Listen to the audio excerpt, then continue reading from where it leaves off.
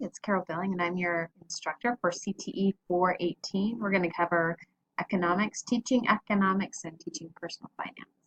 So, quite honestly, couldn't think of a better content area. I love econ and personal finance. I don't know if I could say I love it, but I certainly think it's very, very important. And with Big 50 rapidly approaching, taking stock in what I've been able to do so far and the amount of time I have left. Sadly, that's what you think about when you start to look at 50. It's certainly a focus right now, personally. So that's kind of cool.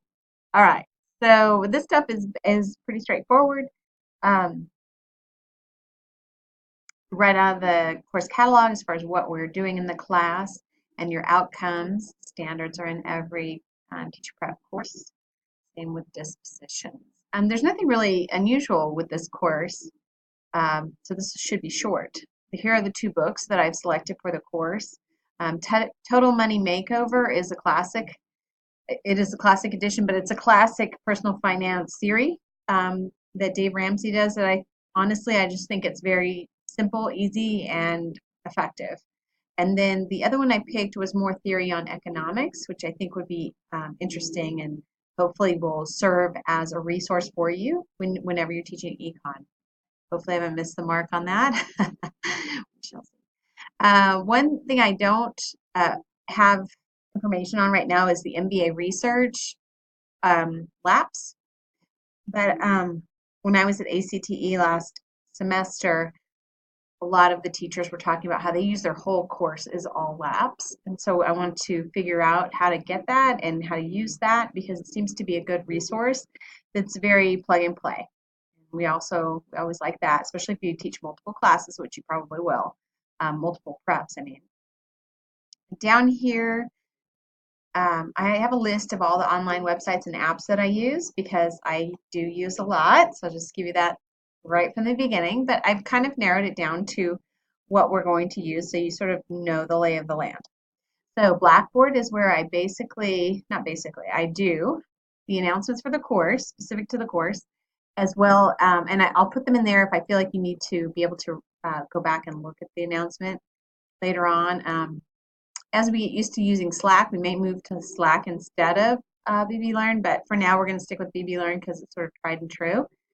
And I'll get to Slack in just a minute. The course information is in BB Learn, and so when I say course information, I'm just talking about assignment links for turning things in. And I'm going to talk about it more in the Blackboard tour. But basically, I use Blackboard as the place where you turn in work, not where I actually teach from. I'm actually going to teach from Common Curriculum, and I'm going to do that so you can see both how I build the lesson plan, and then you'll have videos in Common Curriculum that's actually me teaching. Unfortunately, since this class doesn't meet face-to-face, I would use Common Curriculum, you would never see that, and I would teach it. But since it's online, I'm kind of letting you see the backside of how curriculum is developed, how I developed the curriculum for the class, and then how I would deliver it. All right, task stream. If you haven't used it before, make sure you get your login. I've got information on how to do that. And you're going to select CTE, and then you will upload your signature assignments on Monday of finals week at the latest, if not before. And I'll have more information on what assignments and where later on. Last thing in Blackboard is your My Grades are there, so you can keep track of your grades. Okay, here's a short blurb on task stream, and basically you should think of it as a virtual filing cabinet where you're going to put specific artifacts from the class showing or demonstrating competency that you learned you met the objectives of the course. So what is task stream to you? It's just a place to put your signature assignments. What is task stream to the college? It's verification that we're actually teaching what we say we're going to teach. So it speaks to accreditation. When they come through and accredit the college, they'll be pulling items out of task stream to show competency. All right, hopefully that made sense. That was kind of a lot of information right there. Anyway, task stream, online filing cabinet. Common Curriculum, my new best friend. Love it. Oh my gosh. It's finally a web-based tool to create or design your curriculum, to plan it out, that that makes sense to me, but where you can design the units longitudinally, is that right? Over many weeks, and then you can also click to see the individual lessons. So I'm just love it. I'm going to show you that in a video. But anyway, that's Common Curriculum. I'm most excited about Common Curriculum because instead of saying, I don't know what to put in my lesson plan, you'll be able to look at mine and either copy them and use them as a template or develop your own template. And you'll be able to look at other people's within the class and make comments on theirs. So all of our lesson planning is going to have to happen in a more dynamic environment. So I love that. No paper, no Word docs, Common Curriculum. Where's that? All right.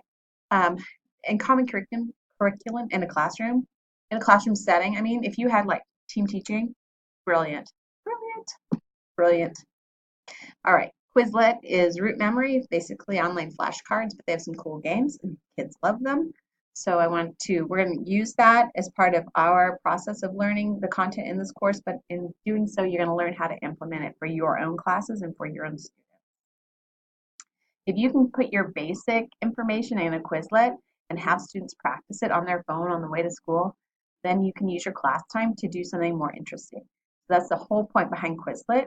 Take the boring stuff and let them game it out, and then use your class time to do teamwork and interactive stuff.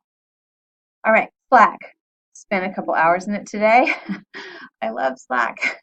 I know I'm technical, but anyway, Slack is a group environment for doing project management. So we're going to begin by just using the channels, and the general channel is anybody in a CTE class, my CTE class, and now it's just you all because this is first semester I'm using it, but in the future, you'll be able to stay in this Slack general and kind of see what's going on with Carol, what's going on with CTE program. You'll be able to reach me there and see what's going on. It's just so much more dynamic than a email. And I know you're like, well, I can email you, I can call you. Yeah, you can, and absolutely always. But in Slack, we might set up a channel that's an alumni channel. And then you can sort of talk with other people that have gone through the program. I mean, there's just a lot of ways Slack can be awesome for you as a Idaho CTE student. But more importantly, I'm hearing teachers are using Slack in high schools to teach CTE courses, and the way they're using it is really interesting. Just a lot more effective than traditional methods of trying to communicate projects and deadlines and all that kind of stuff. So we're going to be using Slack. Voxer. This one's optional, but I think you'll find it useful. If you log on, you need to find me under my name, Carol Billing, and you can give me a quick voice or text. And I'm sorry, my throat's dry. It's super fast, and I love Voxer because I don't have to find my readers. I can just listen to you, tell me whatever you need the question is, and then I can answer you like while I'm driving. So I love Voxer. Zoom is how we meet online. And if you're unfamiliar, you can go in there anytime and take a look. It's always open. If you bop in, I might be talking to somebody else though, so there's that. But not likely. So feel free. All right, box.com is where I keep cloud-based documents because you're going to embed them in Weebly.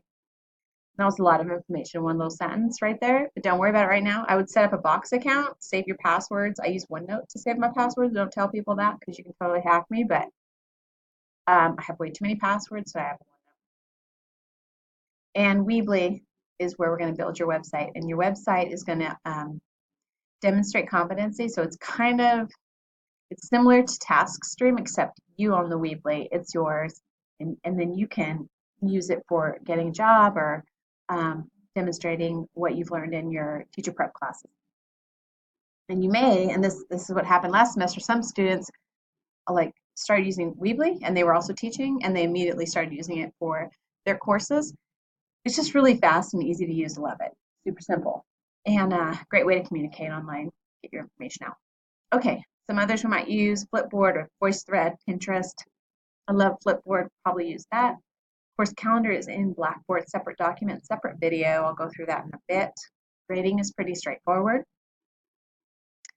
Assignments are always due Sundays at midnight. So that's midnight Pacific time, so 11 p.m. here in Boise.